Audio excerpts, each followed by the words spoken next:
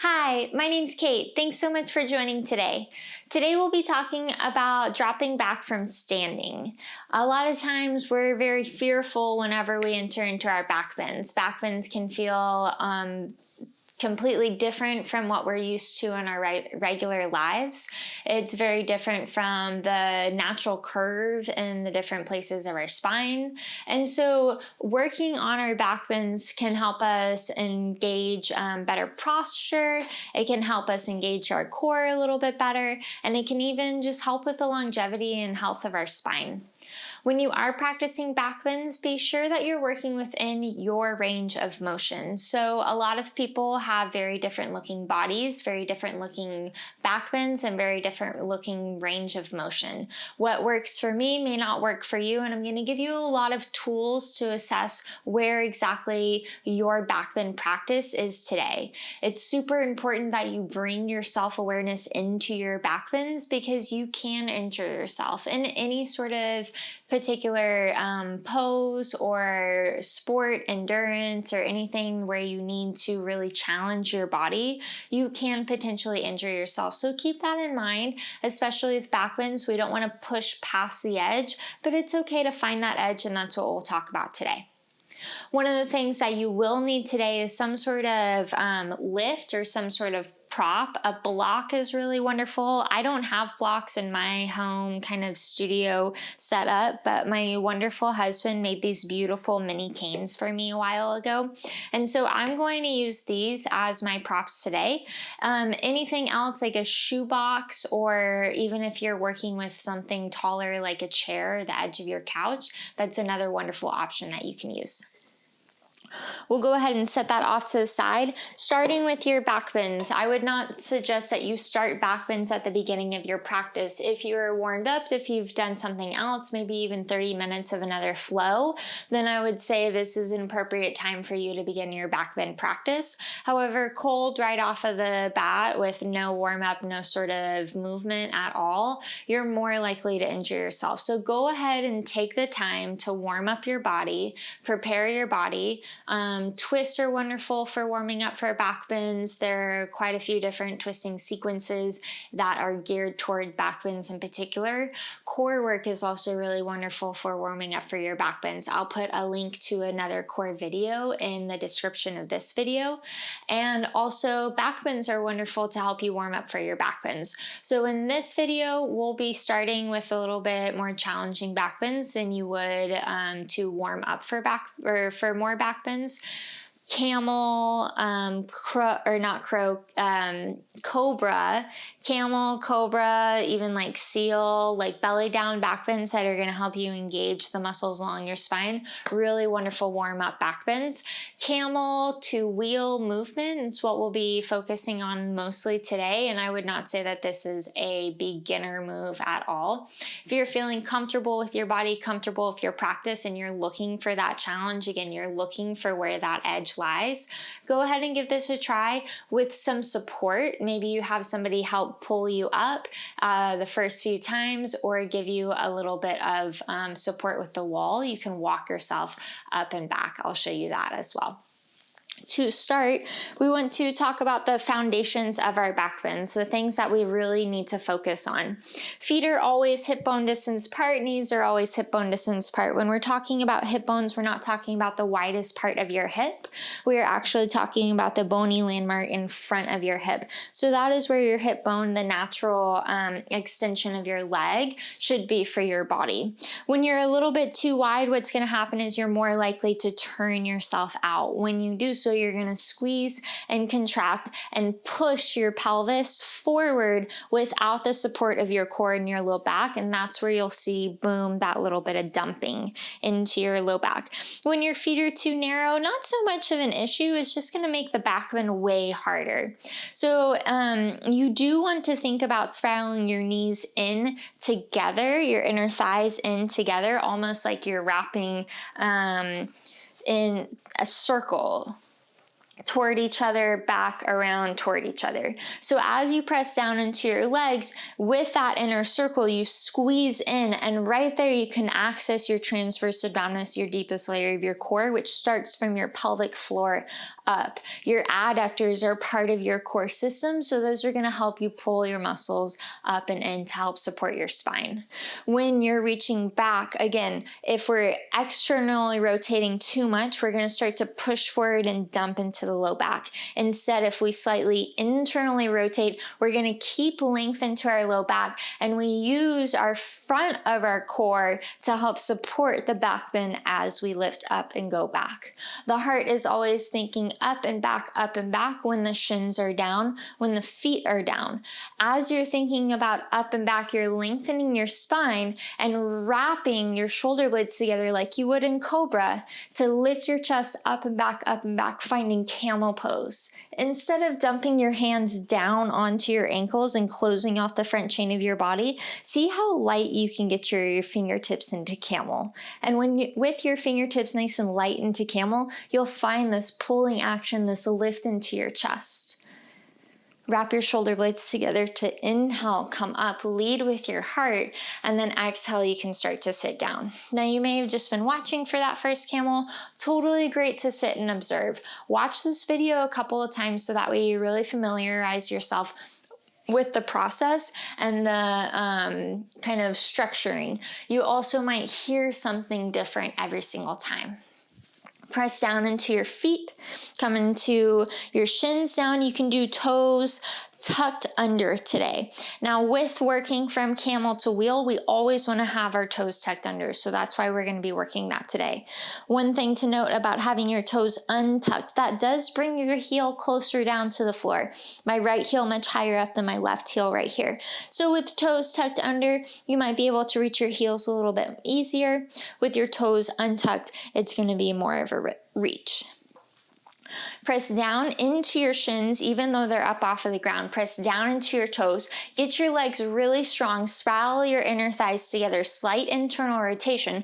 Press down to lift up. Core nice and tight. Squeeze your inner thighs together. Wrap your back muscles together and lift your chest up as you go back. Fingertips are light. And then the cherry on top, you bring your chin to your chest, double chin, and then your head, your neck can open up. Reach back. On your inhale, let your heart lead. And on your exhale, you can set your hips down.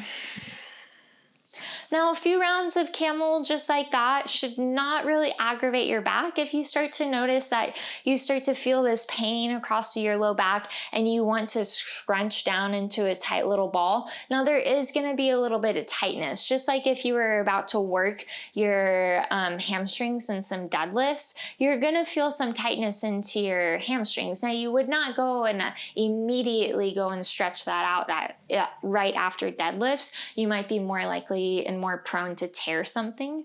So in the same instance, use your core, wrap your core in, and think about sitting as tall as you can rather than rounding down and collapsing into the muscles that are supporting your spine. Camel one more time. Tuck your toes under, press down into your shins, squeeze your inner thighs, wrap your inner thighs together, slightly back, together, slightly back. Wrap your shoulder blades together, open up your palms to the side, and reach your thumbs back. Reach the palms of your hands together, lift up, go back, lift up, go back, reach toward your heels, cherry on top, chin to chest, head back, open up.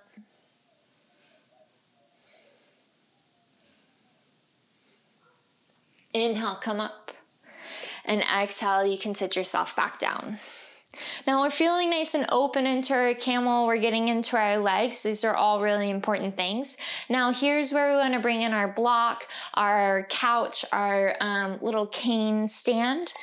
So I'm going to place this about arm's distance away from my body.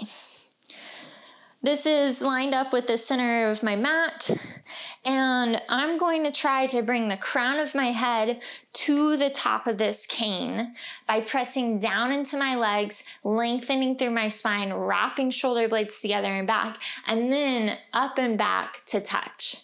Now for this one, we are going to want our toes untucked because that will give you more power down into your shins. The other thing that we're going to note is you're going to make the L of your hands on both hands, and then the thumb is going to go to the inside.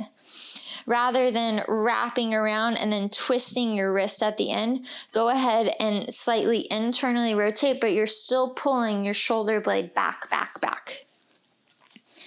So thumbs slide down the backs of your hamstrings into the backs of your knees as close as you can. Press down into your shins, let your head go back, and then slowly start to lean back, touch your head, press down into your shins and your hands, come back up to here. Go back, touch, come back up, press into your shins. Now you can do this as many times as you feel comfortable. Usually around 3 to 5 times is most people's preference. I'm gonna go for 5, come back up. Come up just like you would out of camel, and then set yourself back down.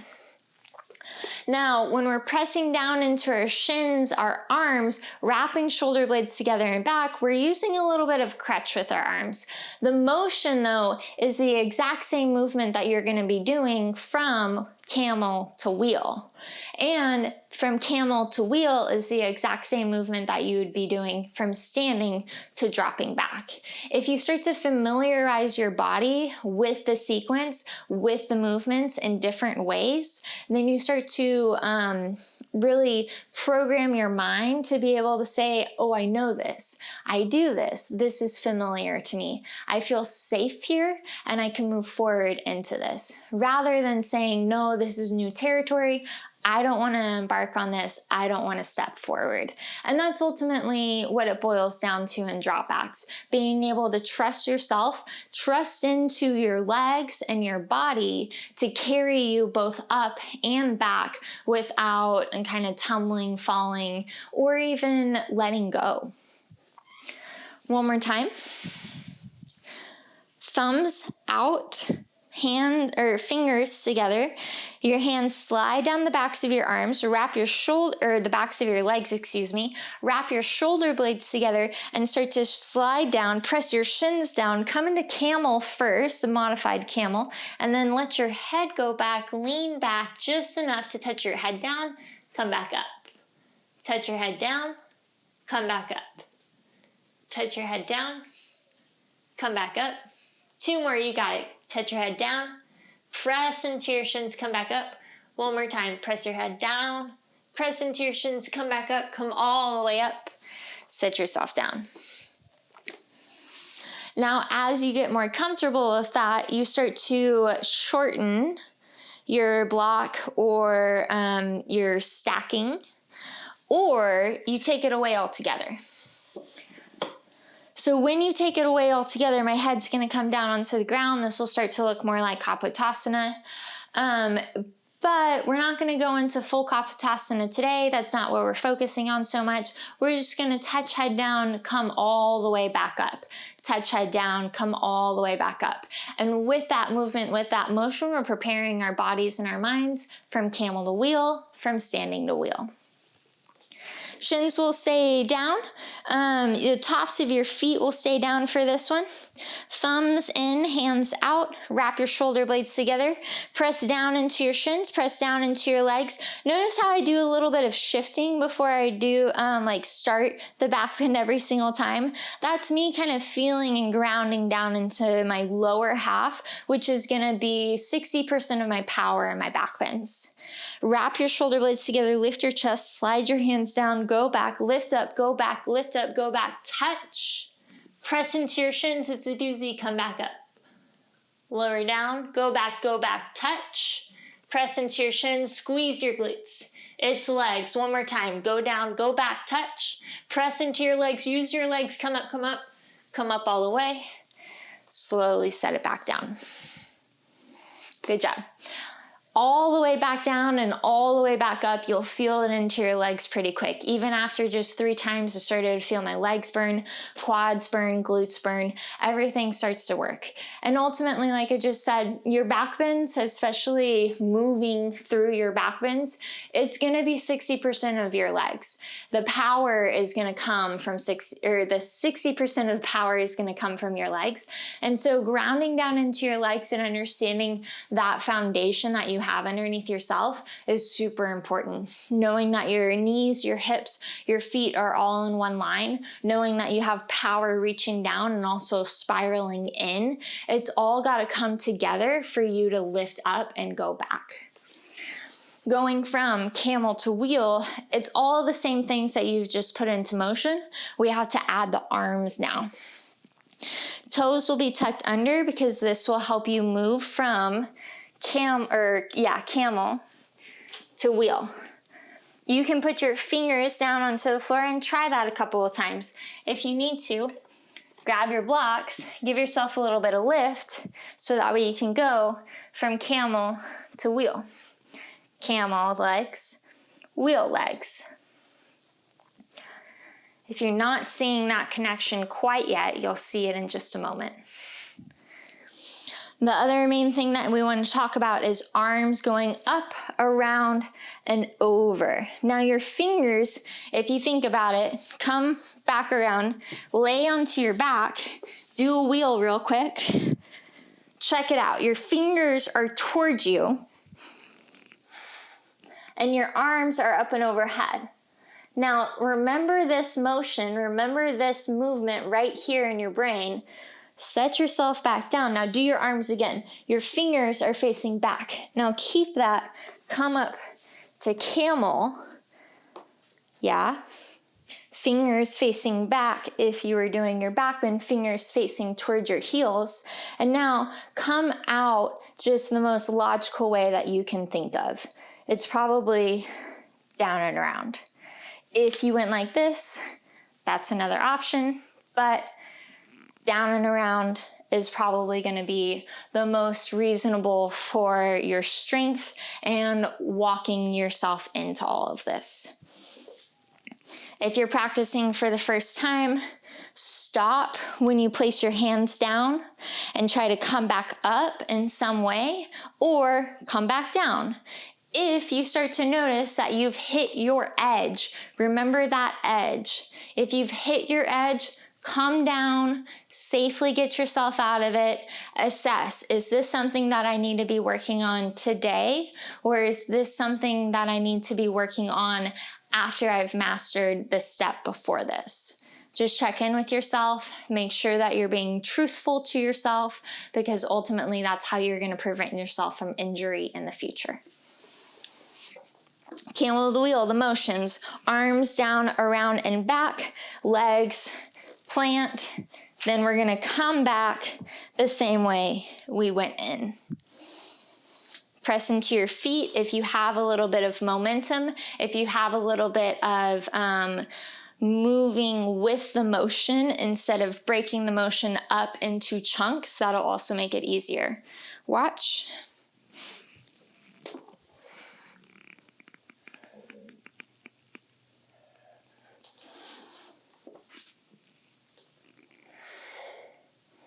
So we want to start with camel, reaching back, lengthening, hands down. I'm in wheel, imagining it into my head, and then press down into your feet, bend your knees more, lower knees, come back up, camel start.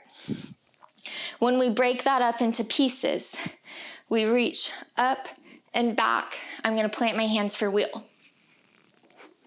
Now, from here, my hands are planted. I have to rock back onto my heels, press into my feet, my legs, my arms, wheel. From here, I need to bend my knees back and lean forward with that to lower my knees to come back up. Now, when you're moving with that, when you break it into those chunks, just like I did, you might notice you're gonna get stuck from that place where you plant your hands to when your legs actually come back up. That requires a lot of power, a lot of push, and a lot of strength. And our bodies just don't think about movement in that way necessarily. When we squat, when we do like big, heavy, powerful things with our legs, we're pressing down into the ground and then we're coming back up in the sense that we're upright. Here, the ceiling is now the wall. And so for our brain and our mind to compute that shift is already a lot. And then to press down into your legs and move your hips up toward it is even more confusing for your mind. So take that kind of chunk, that stepped process out of it and try to make it a fluid motion as you move back and forth onto your mat. That's going to give you the most ease within all of this. This is a very challenging transition. It's not normal for a lot of us. It's not in our normal movement vocabulary, and especially in the sense of planting from your shins to your feet back down to your shins. You might start to notice that your knees will take a lot of that initial drop. So another few tips that I'll give you for that: you can either use a blanket or you can fold up your mat a couple of times. And when you fold up your mat, you want to also leave yourself enough room to go back, but you want your knees to start on it, and then ideally your knees will land back on it. So you've just got like a few more millimeters of padding there, and that'll help out. That might make a difference for you. Other tips for camel to wheel: you want to think about driving into your legs and lifting through your heart the entire time. As soon as you start to lose the drive down and the lift up, what's going to happen is the energy is going to get stuck somewhere. So if I'm taking my energetic center and what I'm essentially doing is expanding it out so that way it reaches from up the crown of my head down through the center of the earth through my feet, and that center of energy is getting pulled nice and long. Now, as soon as something along there starts to stop, my center of energy is going to shorten, and it's going to be more difficult for me to either move forward like I want to because my energy is going to be too far back, or it's going to be difficult for me to go back and lift back if my energy is too stuck and too far forward. So you always want to be thinking chest up, pull back, legs down, press down. That's going to be huge for your dropbacks from standing as well. When you're working this up against a wall, you can also try it standing, not too close, not too far away from the wall. If you're too close in, that's going to give you a really tight back bend. If you're too far away, you're not going to be able to reach it. It's not going to be there, so it won't do you any good anyways. Not too close, not too far. Same exact movements. You want to keep your toes tucked under just to try it. Reach back, lift up, go back, touch the wall. And then come back up. Start with that, and then you can start to work your way back down. Wrap your shoulder blades up, lift up, go back. And then once you're there, you can start to walk your way back down the wall. And then you can walk your way back up the wall and press down into your legs the entire time. Now that's just going to give you a little bit of support. I think moving from camel to wheel without the support of a wall is actually much more beneficial because you're computing it into your mind and your body, what it means to take an upright position and make it into a back bend position and then take it back to an upright position. It's scary. It's a lot for our bodies to work with, and it's very challenging too. Back bends are the cardio for yogis, so it really gets our heart rate pumping. It gets us breathing a little bit faster, and in that, that can also sort of ramp up our sense of fear, panic, anxiety. And so all of those things will start to come out in backbends. And it's part of the practice, part of the yoga, to take all of that experience and learn how to be calm, learn how to breathe, keep your breath moving throughout your backbend series, and allow that to kind of seep and settle in. And then who knows, you take that off of your mat into a different space. From standing, all the same good stuff that you just did. You want your feet to be roughly hip bone distance apart once you start to get more comfortable. Now there's no, for most people, there's not a reason that you can't have your feet a little bit wider apart. Now, if you have something going on with your spine, if you know that you have something going on with your hips, or any sort of reason to be more aware of your situation, use that intuition, use that guidance with a specialized teacher, and figure out what's going to work best for you. If you have any pain throughout all of this, any kind of like deep shooting pain throughout your low back, through anywhere into your spine, use that as a memo. Hey, this isn't in the playbook today. It's okay. Work on the basics, work on the foundation, come back to it when you're feeling stronger and a little bit more aligned with the goals of the pose. Press down into your feet and go ahead and bend your knees a couple of times so that way you really feel the grounding down into your legs. Now press down into your legs, spiral your inner thighs toward one another, exactly like we did in camel, and then start to straighten your legs. Squeeze your glutes up, and now draw your navel in and the front of your body up. You're already lifted and really long into your low back, and you're creating the column into your center of your body. Wrap your shoulder blades together, lift your heart up, squeeze your shoulder blades together, and then pause there. Already, bring your arms in by your side, squeeze your elbows, rear your elbows back, and lift your chest higher.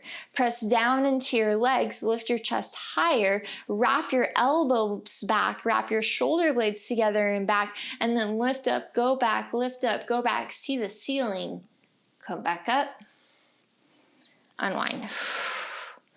That should have been quite a bit of effort already. Down into your legs, into your back body, shoulder blades together. Now, if we were to take our hands out, we're making much like a cobra shape. So you've been there before. Your body has done all of this movement. It's just taking this movement into a different orientation that makes us kind of forget like everything that we know about ourselves. I like to keep elbows in and arms bent initially, especially when you're starting out with your dropbacks, because reaching your arms up and over, wonderful, very ambitious, very, very difficult. You're taking all of this extra weight away from you rather than hugging it in towards you. And when you can hug it in towards you, you can lift up with a little bit more ease, and then you can drop back with a little bit more ease. If I were to hold my arms out and away from me, it's almost like I were gonna hold on to like, this would be an over exaggeration, but maybe a 15-pound weight or something, and it would just take me back and down way faster than my body is ready for, and honestly way faster than the front of my body is strong enough for. So I want to again work within my capacity here. As you build up the strength, maybe you start to feel more comfortable reaching your arms up and overhead. That's a great challenge. It's a wonderful strengthener for your body, for your mind, connection through the whole thing. And it does make it a little bit easier because you don't have to move around as much if you're going to do multiple dropbacks in a row. Starting with your elbows bent, wrap your shoulder blades together, wrap your elbow tips back, press down into your legs, bend your legs a couple of times, get them nice and strong, squeeze your inner thighs together, press down into your legs, get them nice and strong, get your glutes engaged. Now lift up, go back, see the ceiling, see the wall behind you.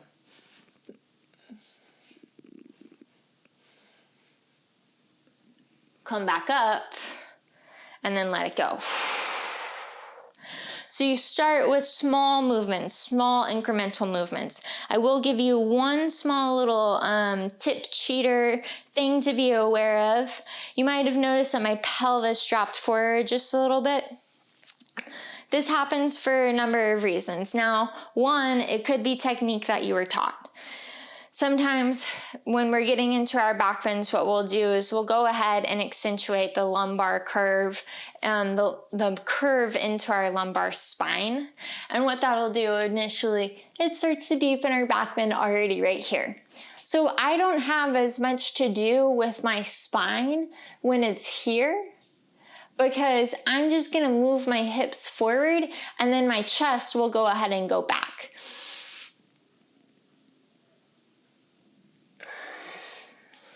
Now, what I don't particularly absolutely love about that is that we're starting the back bend with a complete opening of the core. And if you're not aware of keeping the core in and tight to create what some people call like an airbag effect, when the core is really tight, it's creating more space into the vertebrae, into the lumbar spine. And so it's gonna help alleviate some of that pressure into our low back that our back bends naturally gravitate toward.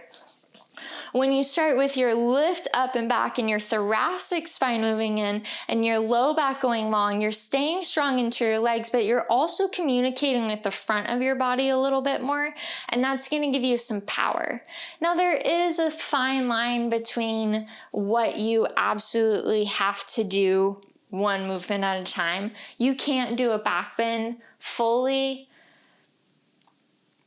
It's going to be very difficult to be able to do a wheel without your lumbar spine being part of it, but you don't want it to be the focal point of it. There are a lot of other back bends that you can do that don't include your lumbar spine, so I didn't want to say that. We've all been here with like a block behind our heart.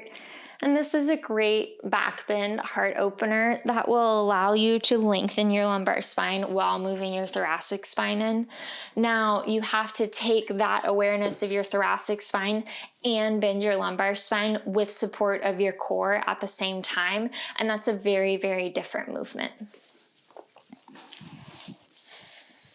The other thing about tilting your pelvis forward just a little bit, if you do need that push forward to lean back and go back, it's going to give you a little bit more stability. It's going to give you just that little teeter of control. In our handstands, we use our control with our shoulders and our finger pads as well as our knuckles.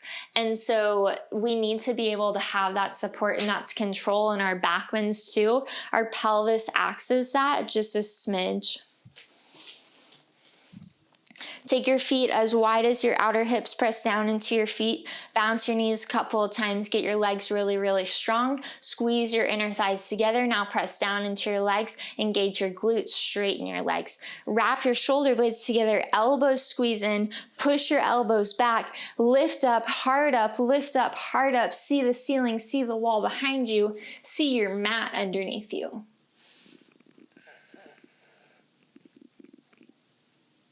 Come back up, let it go.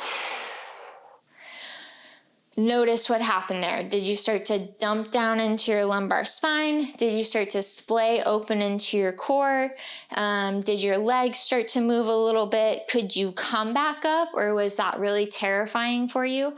Just be aware of all these things. When we start to go back and down incrementally, we're essentially training our mind for that view, for that way down. We're also training our body to be able to trust that we're able to go in that direction safely. And so then when we start to add in the arms touching down onto the ground or something like that, we're able to go into it with a little bit of more trust for ourselves already. Now, this next part, I would suggest definitely using like a wall or something nearby. When you're starting out into your dropbacks and you don't have a partner to help lift you up, there are tons of wonderful partner videos going over that demonstration. Then you can use a wall to help you out. Now again, you don't want to be too far away from the wall because then you're not going to be able to actually touch it. It's kind of useless at that point. You don't want to be too close to the wall either because most people cannot put their hands that close to their feet and their back bends. So you want to be roughly arm's distance away from wherever you're going to touch onto the wall. Press down into your feet. I'm going to take my feet just a smidge bit wider than hip bone distance apart, so that way I've got some grounding and a good balance here. Wrap shoulder blades together, lift up. I'm going to keep my elbows back and in, and then what I need to do in order to touch the wall is wrap my arms around back, just like we did for camel to wheel. It's that same arcing around circle. Shoulder blades together and back, lift up, go back, lift up, go back. Touch. And then I'm going to press into my legs, bend into my knees just a little bit to come back up. You can give yourself a small push with your hands, a small push with your arms. Some teachers will talk about like flicking your wrist off of your mat whenever you press back up. These are all great ideas and great things to think about. If it helps you, take that bit of information into your practice, try it out, see if the mentality changes something in your movements. Now going back down toward wheel. When I'm using the wall, again, wrap around, up and over. You notice my arms did not go all the way straight. Not really comfortable for my spine in that way. If it's comfortable for you and your spine, go for it. I do that practice a little bit differently than I would with this setup. Now, when we're walking all the way down to the floor, again, we want to be really careful of how tight we're making our wheel. If your wheel generally is not this tight in, it's going to be really difficult to get down. And this is where something like blocks or your canes will also come into play and help you out quite a bit. I want my canes to be about arm's distance apart, right back from my legs, so that way I have some room to reach. Wrap shoulder blades together and back, bend into knees, nice and strong into my legs, elbows back, lift up, go back, lift up, go back. Touch. And then I can walk myself down to my canes, pressing down into my arms and my legs. Now I'm gonna walk myself back up. I need to bend my knees, root down into my legs, stand up. You can practice that for days, months, years. Some people really focus on this in a lot of different ways to deepen their back bends as well. This is a fun practice with the wall to see like when you do start to get tighter into your wheel, your feet become closer to your hands. You can start to walk your feet in, push your chest up against the wall and really feel a nice opening there. The different height levels are also going to make a really big difference as far as your comfortability. Higher up is counterintuitive, but it might make it a touch more difficult if your feet are closer in. Now, if your feet are way out here and you're way high up, perfect, wonderful. Most people's arms aren't that long, but yours might be. Now, as you start to walk your way back down, this kind of like mid to low range here is also going to be more difficult the closer you have your feet in. The further you have your feet out, the easier this level is going to be. When your hands are all the way down onto the ground, the closer you have your feet in, the more difficult it's going to be. The further you have your feet out, the easier it's going to be, the more accessible it's going to be for your spine. So just be aware of that. If you need to adjust your feet on your way back in as you walk your hands back up, walk your feet back up. I'll show you that. So you've got to be really careful, calculated with all of your movements because this is, again, not the natural movement for your spine. So we're really aware of our core. We're really aware of our legs, finding 60% of our power from our legs for our back bends. Wrap shoulder blades together, lift up through your chest, press down into your legs, lift up, go back, go back. touch. Now I need to walk myself out, 2 steps, press into my feet, and then I can walk myself down. Now I'm gonna walk myself back up, and this is where I wanna walk myself in as much as I can to stand up. And it's important to be aware of, if you walk your feet out, walk your feet back in, because if you're too far away, just like we were in camel, if you're too far away and you let that line of energy go too far away from you without the strength to come back toward the center, to come back to your grounding, your legs, then you're not going to be able to go anywhere.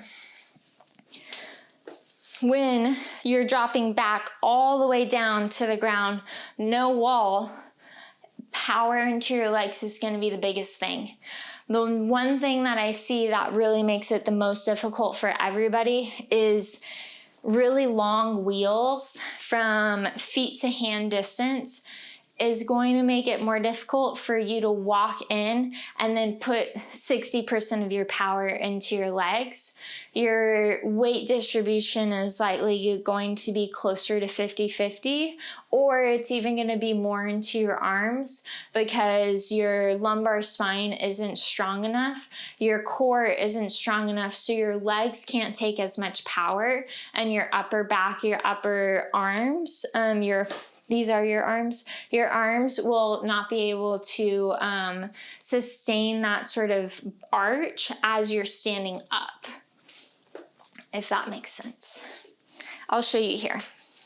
Feet are nice and wide, about outer hips distance apart, shoulder blades together, lift up, go back, lift up, go back. Now, one warning, I do have a pretty tight wheel, and so I can stay pretty close to my feet. I'm gonna use a little bit of that pelvis tilt just to help me out on the way, but then I'm gonna press more into my legs and essentially contract low belly in to help lengthen through the low back as I lower down.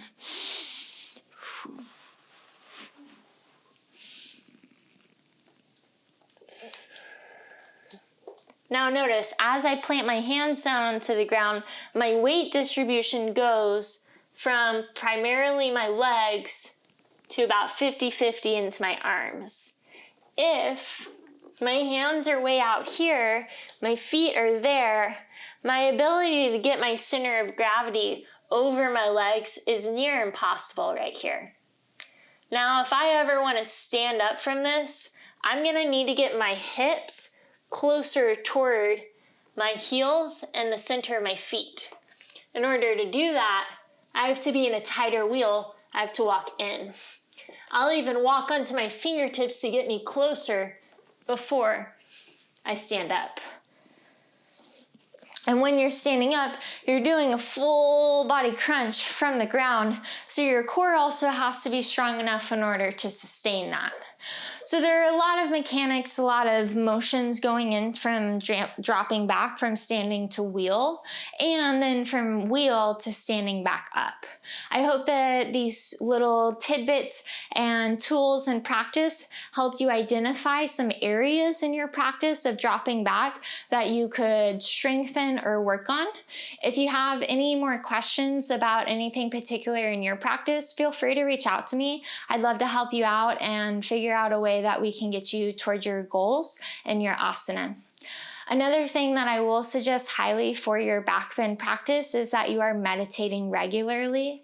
When you're able to, again, keep that calm mind, keep that calm breath, when your heart rate starts to increase, then that's a really good sign that you're going to be able to drop back with control, stand back up, and not allow just those physical reactions to start to take over your mind. When we focus so much on just like ourselves in the sense of what is happening to us or what we perceive to be happening to us, that is when we lose what is actually going on.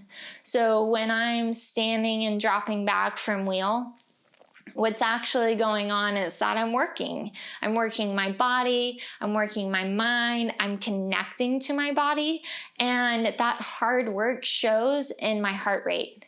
When we don't understand that and we kind of like allow ourselves to get wrapped into this flutter up and lifting sensation, then that's when we can't get back down, can't get back into our legs and grounded into who we are.